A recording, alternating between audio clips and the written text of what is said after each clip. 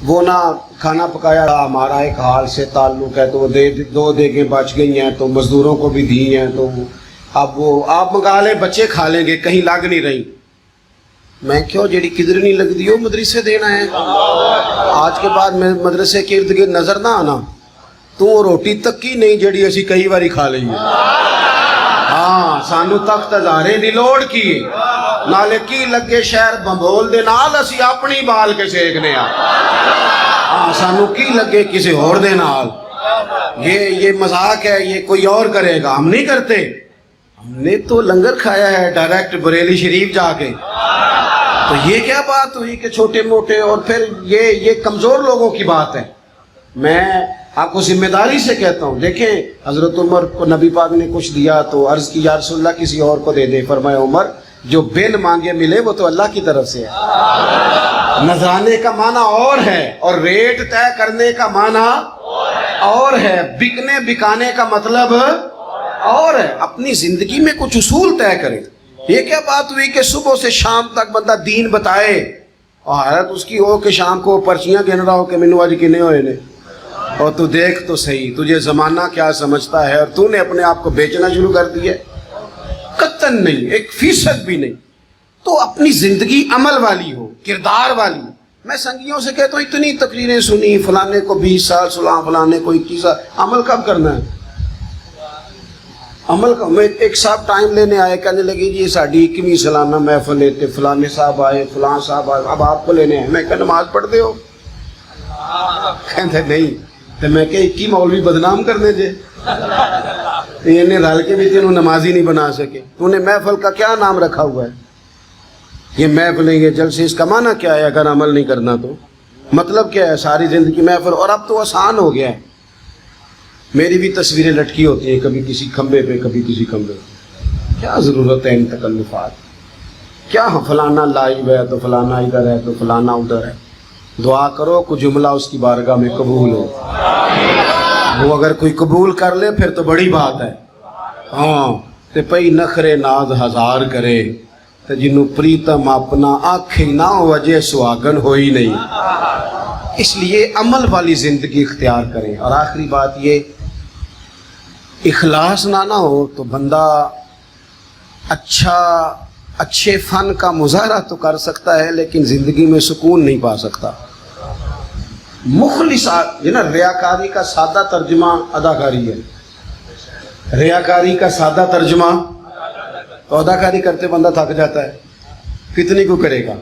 یہ جو مخلص زندگی ہوتی ہے، اس کا مطلب ہوتا ہے کہ ہماری روٹین کیا ہے، ہم روٹین میں کیا کرتے ہیں۔ مخلص جب انسان ہو جاتا ہے نا، مخلص، یہ داتا گنج بخش علی اجمیری کشف المعجوب میں فرماتے ہیں صوفی تو ہوتا ہی وہ ہے جسے قربانی دینی آ جائے، اسے احسار کرنا آ جائے، تو درویش ہوتا ہے۔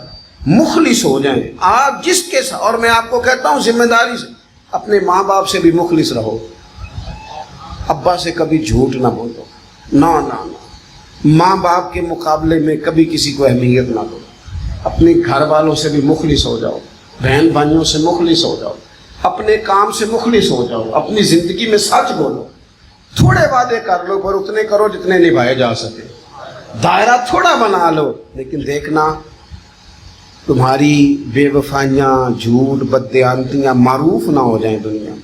اخلاص حسن ہے، اخلاص اصل ہے۔ دیکھو نا، میرے رسول پاک صلی اللہ تعالی علیہ وسلم نے فرمایا تو اخلاص کے ساتھ عمل کر، تیرا تھوڑا عمل بھی زیادہ ہو جائے گا، تجھے کفایت کر جائے گا، کفایت۔ اپنی زندگی، ہمارے صوفیاء کا اصل معاملہ یہ تھا کہ مخلص تھے۔ داتا صاحب کی کوٹھی کہاں تھی جی؟ لاہور میں، کسی کو پتہ ہے؟ فارم ہاؤس کہاں تھا؟ گھوڑے کہاں بنتے تھے ان کے؟ پتہ ہے کسی کو؟ اگر وہ کوٹھیاں بناتے تو پھر گلی گلی داتا داتا نہ ہوتے، اگر وہ فارم ہاؤس بناتے تو پھر داتا گنج بخش کے نام کے بڑے بڑے انسٹیٹیوٹ نہ بنتے۔ انہوں نے ڈیوٹی کی ہے، انہوں نے کام کیا ہے، انہوں نے اپنا نہیں کچھ بنایا۔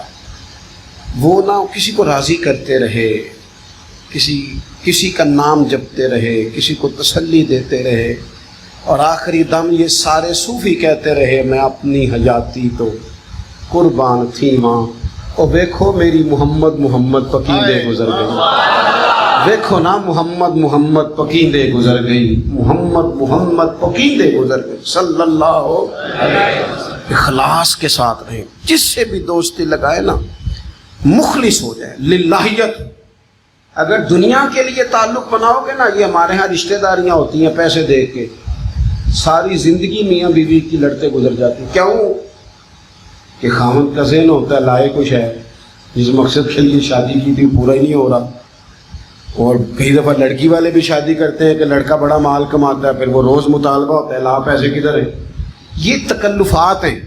اگر آپ کوئی بھی رشتہ اخلاص سے ہٹ کر بناتے ہیں وہ آپ کو کمزور کر دیتا ہے۔ آپ تعلقات اللہ رسول کی رضا کے لیے بنائیں۔ اور میرے نبی پاک علیہ السلام نے فرمایا، سنو میری بات ختم ہو گئی، حضور نے فرمایا قیامت کے دن رب اعلان فرمائے گا، اور وہ کہاں ہیں جو میری رضا کے لیے آپس میں پیار کرتے تھے؟ وہ کدھر ہیں؟ کدھر ہیں؟ انہیں بلاؤ نا، میری رضا کے لیے پیار کرتے تھے، مالک کیا ملنے لگا ہے؟ تو رب کریم فرمائے گا آج میرے عرش کے سائے کے علاوہ سایہ کوئی نہیں، اور میری خاطر پیار کرنے والوں آج میں تمہیں اپنے عرش کا سایہ عطا کروں گا۔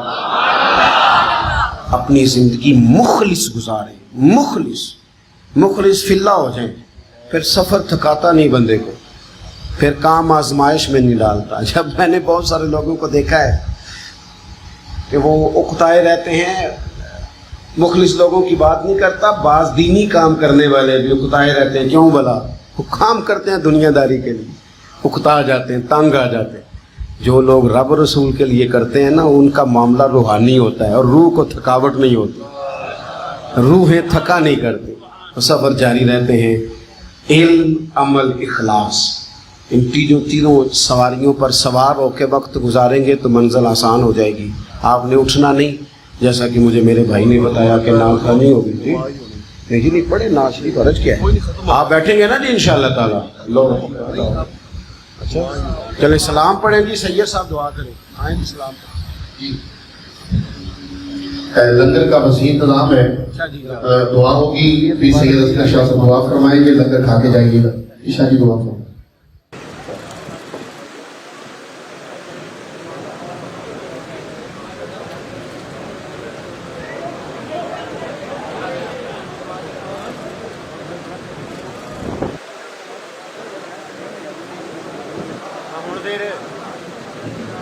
تباہ ہو گئی نہیں، میں وہ گل لو جتنے دیر مڑ کے دیکھا